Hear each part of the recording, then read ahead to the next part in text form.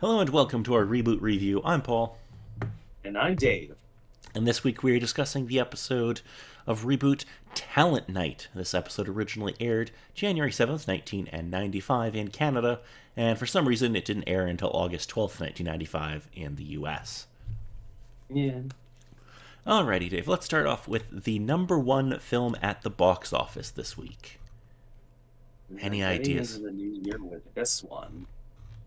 Around that time, a couple things that were apparent around that time. Nah, nothing immediately is jumping to mind. It's I still would be Dumb and Dumber. surprised if it was still the one. It was still them. Yeah, it's still Dumb and Dumber. Good for them. Eh. You're more of a Jim Carrey fan than I am. Yeah. Well, it's also the case of there were the moments, the chemistry and whatnot was good, but also a case of if it's not your taste, it's not going to improve your taste of it. No, Jim Carrey is not my jam. With like two exceptions, which I think I've Yeah. covered before, but it's The Grinch and Eternal Sunshine of the Spotless Mind. Yeah, yeah. Number one song in America this week, Dave. Mm. I believe with last week it was one of the Boys to Men ones that was supposedly around. It was, yes. And just to save the time, it's still on Bended Knee by Boys to Men. Oh boy. Because Again, it's 1995. Well, like 94, 95. So of course it's Boys to Men. so very true, but also kind of the case of man, away from the times of an artist supposedly completely annihilating the charts with any particular song they come up with. It won't be for much longer, though. Again, understandable. The fads always change. It will definitely change soon. All right, let's get into the episode. So, basic premise of this is that Dot is preparing a surprise talent show for Enzo's birthday, and she has Bob basically distract Enzo by playing a bunch of games with him and stuff, and that's really cool. And then Megabyte gets pissed off because he's not invited, so he decides to prepare his own act where he plays the guitar, and he's really fucking good, Yes. and it's awesome. Yes, very much so. And then he has a guitar battle with Bob. Yes, of course. Okay. When we get to it, there's a great joke about the guitar. But where do you want to start? Because I have a bunch of things I want to bring up. Radios. I think the first thing I want to bring up is what did you think of all the acts? Okay. Some of them are really good, and then some of them I was like, oh, this is lame. So there are some that I'm Okay. like, that is legitimately really funny. And then there are some where I was like, can this just end? Okay, any particular highlights or particular bad ones that you kind of really want to chat? I really want to bring up my favorite one. Yeah.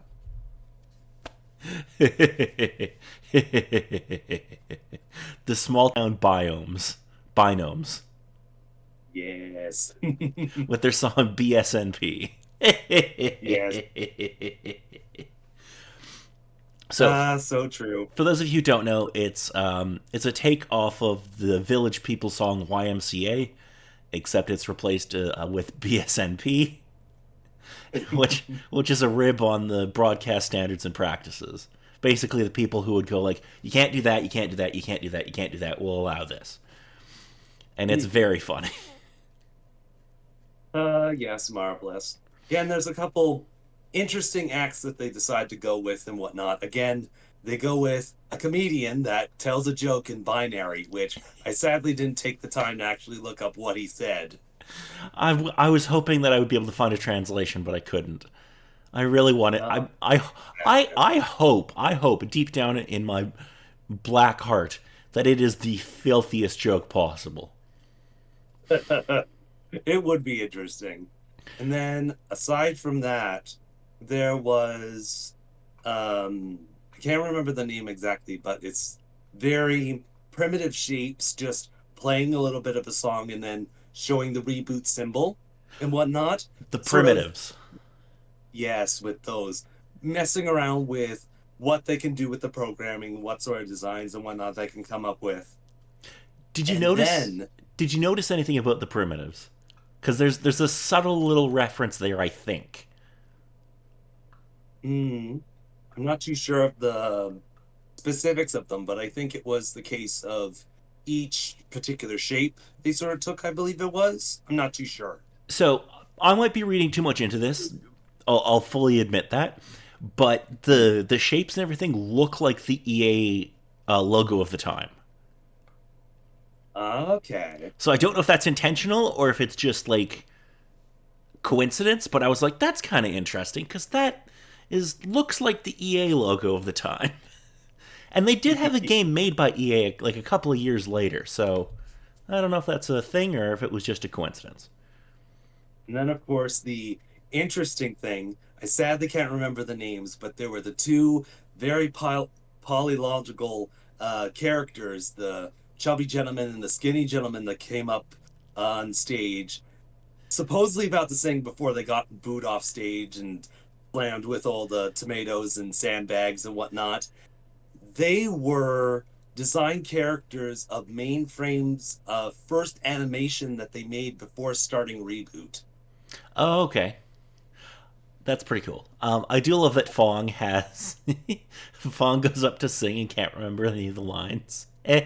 Oh yes, knows the one particular line of the song. It is like sings the one line.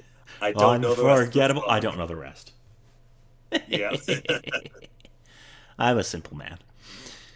hmm the other thing within this episode was the ideas that they came up with for entertainment, for simple sort of stuff that Enzo and Bob were doing. Because it's stuff that they could supposedly design for a game on the computer or have as entertainment in certain sort of respects. And it was interesting kind of designs that they put to it for a fair amount of them. The first one, them sitting all on a cube, racing after the ball, Yeah. with everything flipping around in the inside of the cube to chase after it. It's like, that's an interesting game concept, and I wouldn't be surprised if someone messed around with that. Yeah, no, that's what I was thinking. I was like, I kind of want to play that.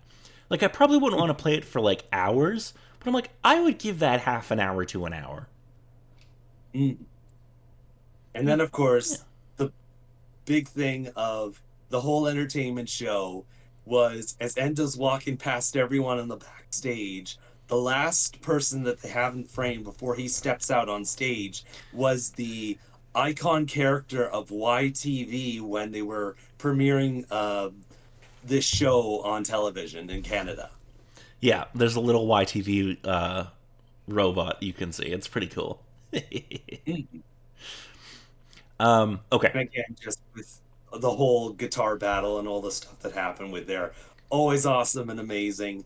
Though I've had lots of memories of this particular episode because it's either one I've always seen playing on TV when I've seen it in the past, and just how memorable it was or how many times I saw it. But I was also mildly surprised that it just ended so quickly. Like Megabyte leaves and it's like Megabyte's left the building and just ends right there. And it's like, wow, I thought I remember this episode being longer. I do appreciate that there's a this is Spinal Tap reference where Yes. he turns the amp up to 11. I'm like, oh, that I like that. That's good. I also love that Bob.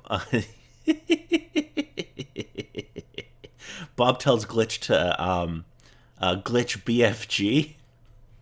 Yeah. You don't. You're not really a Doom guy. Do you know what BFG is?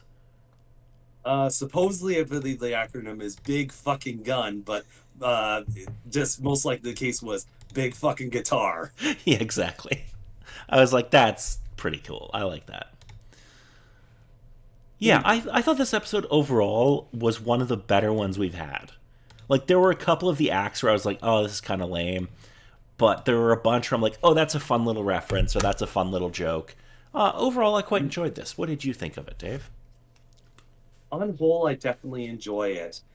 And it's interesting sort of a case of giving growth, I suppose you could say, to characters as it sort of goes along. So Enzo from his old typical look of the 0-1 now to a 10, showing that he's a year old now, and just, oh man, little Enzo's growing up. Is it going to change things for the particular series? We'll just have to wait and see. Yeah, maybe he'll be less annoying in the future. Anyway, so if there's nothing else about this episode, next week we'll be discussing a two-part episode, Identity Crisis Part 1 and Part 2. Dun, dun, dun. And that's the season finale. Yes. So I'm sure there will be big, important things happening in this, and not just an extra long episode, because the show doesn't do continuity really. Yeah. Again, it's first season, so Yeah, I mean, we'll see. But yeah, this was a pretty fun episode, I will admit. So until next time, I'm Paul. and I'm Dave.